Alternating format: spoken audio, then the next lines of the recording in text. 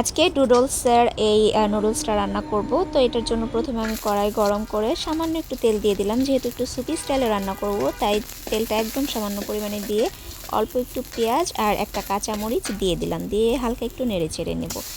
তারপর দিয়ে দেব পানি পরিমাণ মতো।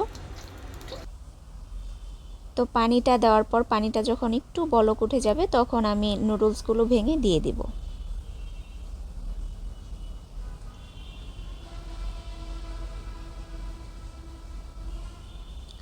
এবার নুডলসটা সিদ্ধ হতে থাকবে, একদম সিদ্ধ হওয়ার আগ পর্যন্ত এটাকে একটু জাল করতে থাকবো। এখানে আমি সামান্য পরিমাণে মরিচের গুঁড়া দিয়ে দিচ্ছি একটু ঝালটা বেশি হওয়ার জন্য, আর হচ্ছে লবণ আর সামান্য পরিমাণে হলুদের গুঁড়া দিব কালারফুল হওয়ার জন্য। দিয়ে এটাকে একটু নেড়ে চেড়ে নিব। তারপর এই নুডলসের যে মানে মশলাটা আছে নুডলসের সাথে, সেই মশলাগুলো আমি দিয়ে দিচ্ছি।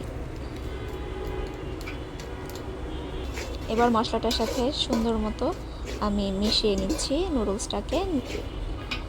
এবার জাল করতে করতে যখন পানিটা একদম একটু শুকিয়ে আসবে, মানে আমি এত সুপি করব না, হালকা একটু ঝোল থাকবে, তো এটার জন্য আমি যখন আরেকটু পানিটা কমবে তখন আমি নামিয়ে নেব।